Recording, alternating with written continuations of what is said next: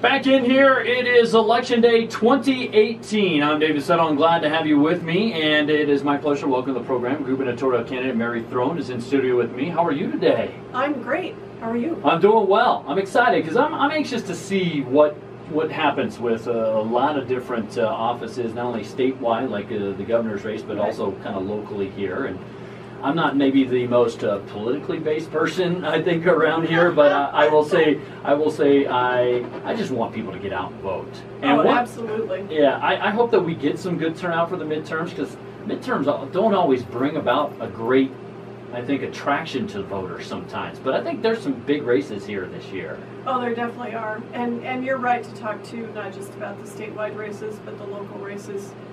Your city council, school boards, county commissioners, state legislators. Yeah. Those votes all matter.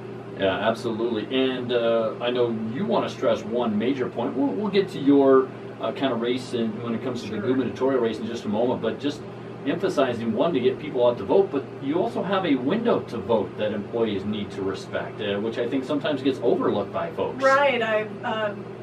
I think it's important that the public understands that the law requires their employer to give them an hour off to vote, unless they have 3 or more consecutive hours of non-work time to vote. And so, for example, if you work 7 to 4, then you'd have 3 hours before 7 to go vote, and so your employer would not have to give you an hour. Okay. But for people who work sort of an 8 to 5 kind of schedule, they are entitled to an hour, and it's got to be something more than your lunch hour. Okay, just a friendly reminder to folks: get out and vote, and again, employers, make sure that you're abiding by the law, because it sounds like you've had a little experience this morning. Yeah, just on the way over here this morning from Cheyenne, had a message from a friend whose employer was confused. Let's put it that way. That's not good. That's not good.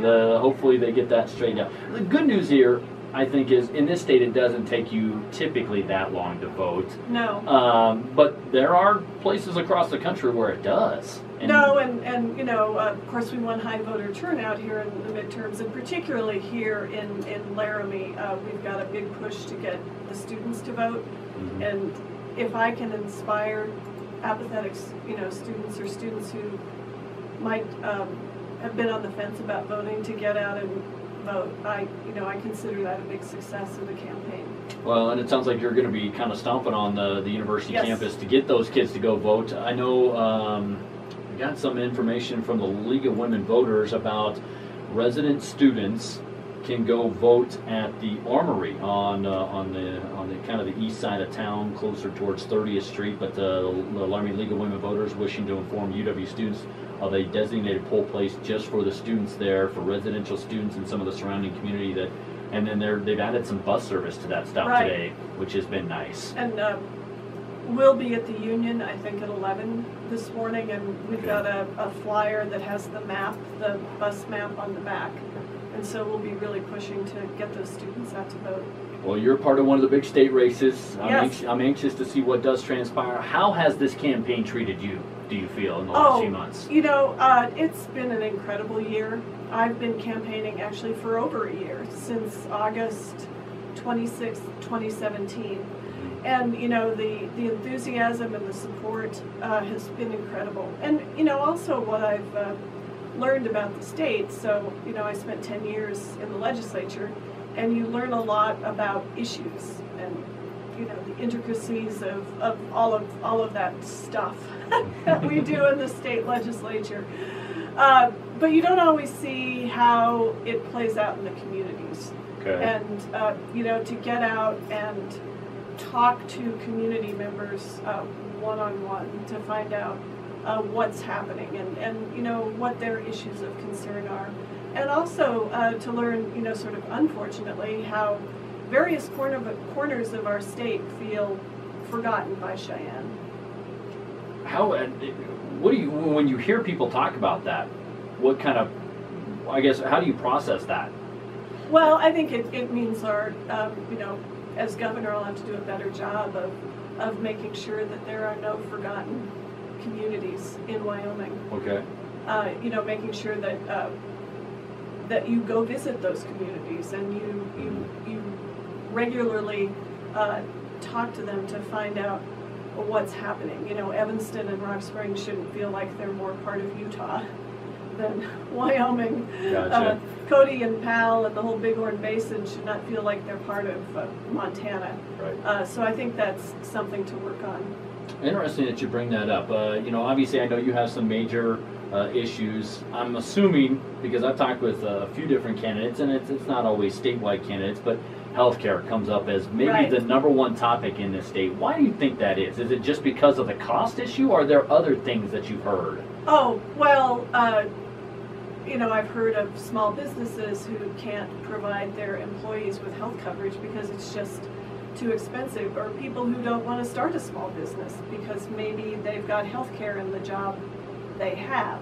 Okay. So it's really an economic issue. And then, of course, there's the huge Medicaid expansion population that we are simply not taking care of. And we could do it so easily. It would be so easy if we just took the federal money that is ours to take. Now, you've been in the legislature, so why do you think we haven't taken that money? Because it's been proposed by Right. the governor the last 2 sessions. Well, I think that, you know, politics, pure and simple partisan politics, even the legislators who thought it was a good idea privately would not push for it because they would pay a price. And there was this notion that the federal government would take the program away, and so we shouldn't even start it. I always thought that was ridiculous. Yeah, I've heard that locally. But if you can get money to people for the period of time while the program's in place, you know, they're going to have better healthcare outcomes. Okay. You know, if you've got a small cancer that's going to turn into a big cancer, it really makes sense to catch it early. Or you really risk somebody's life. That's all there is to it, you know. So these phony political arguments, as you can tell, sort of irritate me, David. But, I totally get it too.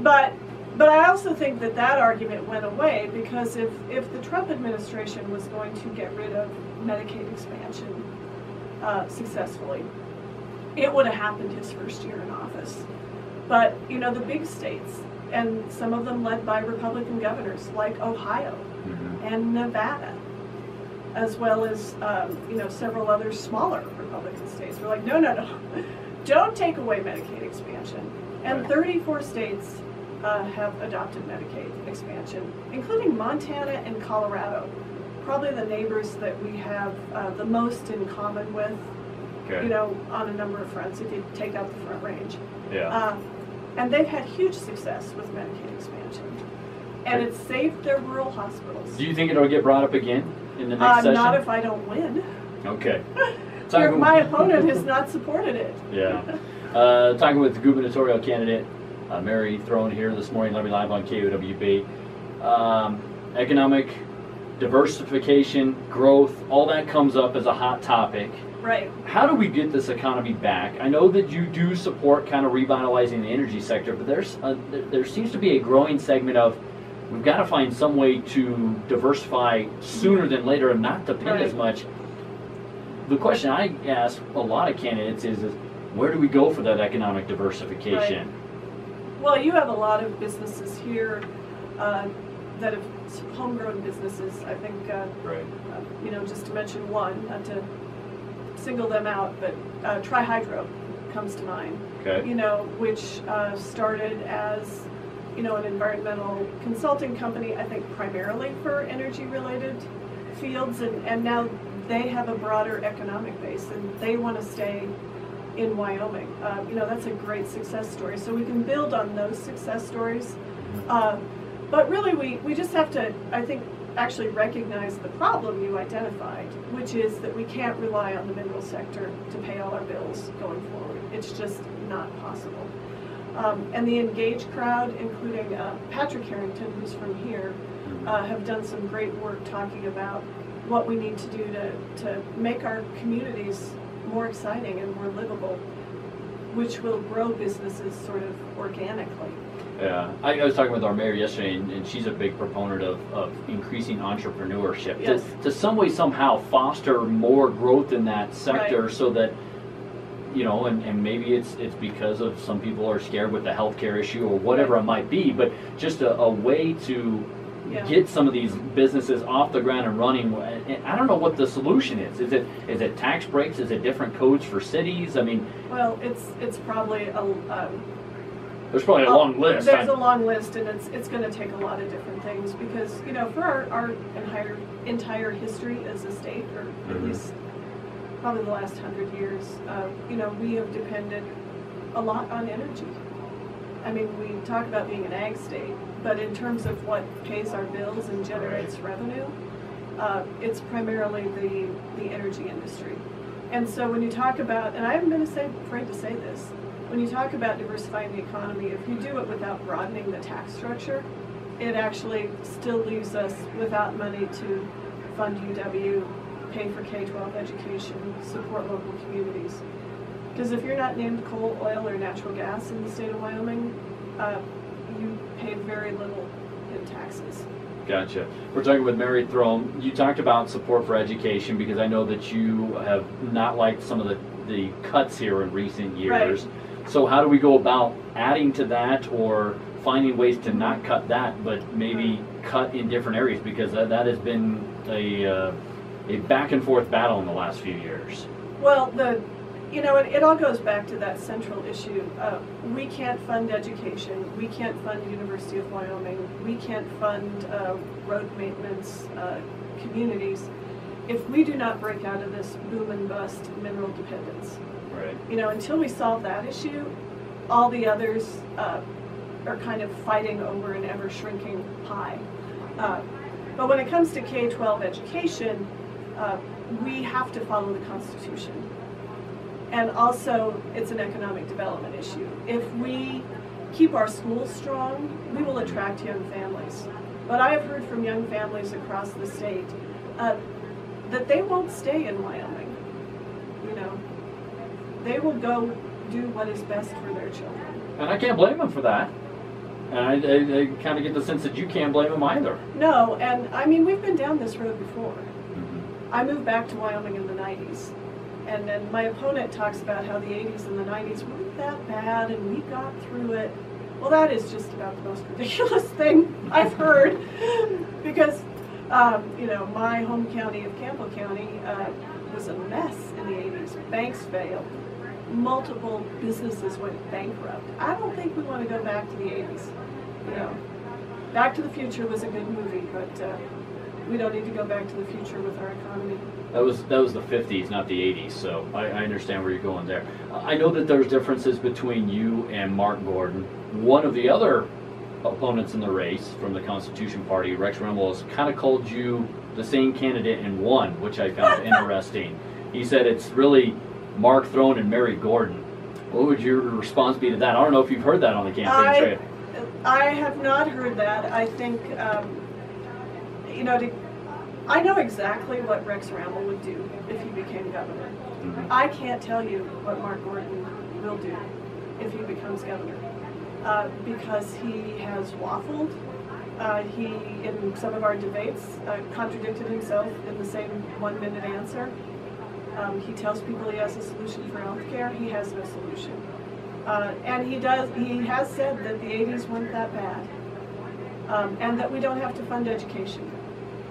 He also said that in a debate, that when I said we had to follow the Constitution and fund education, he attacked me for that, and he said, sort of a weird analogy, but he said that's like the brick on an accelerator without a brake. Well, the Constitution is not a brick. It's the Constitution. So I think Rex is wrong. There are substantial differences between Mark. But I can understand how people might not be able to tell because he has not been straightforward in this race at all. A little too much back and forth. Little too much back and forth. Okay. Little too much of stringing a lot of words together without saying anything at all. All right, we're talking with gubernatorial candidate Mary Throne. Today is election day. What would be kind of your finishing statement to voters here? You know, as we get ready, as we're on election day here.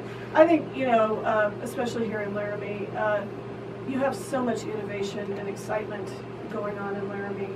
And you need a leader who matches your vision for change and moving the state forward. And I'm that leader. More of the same, doing the same things over and over again as we have done as a state throughout our history will not break us out of the boom and bust cycle. It will not attract young people here. So I would really encourage people to ignore the letters after our name and get back to picking the person over the party, which is what we do in Wyoming. And look at what I've said. I am the only candidate who has articulated a vision and ideas and energy for moving us forward.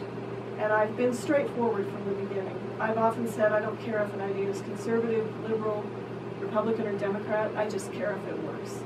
And I think you can count on me to be that strong, independent voice for all of Wyoming, and not. I will never put, loyalty to the party above loyalty to the person and the people I serve. Well, it's been a state that's had dominated Republican legislature, but we've had plenty of Democratic governors in the past, and so yes. It will 3 out of the last 5 were Yeah. Democrats. It's also been 52 years, 1966, since we elected back-to-back Republican governors. Well, we'll find out what happens today. Good luck to you Thank today. you. Thanks for your time. Yeah, have fun over at UW today. Yeah, go Pokes and go vote, Pokes.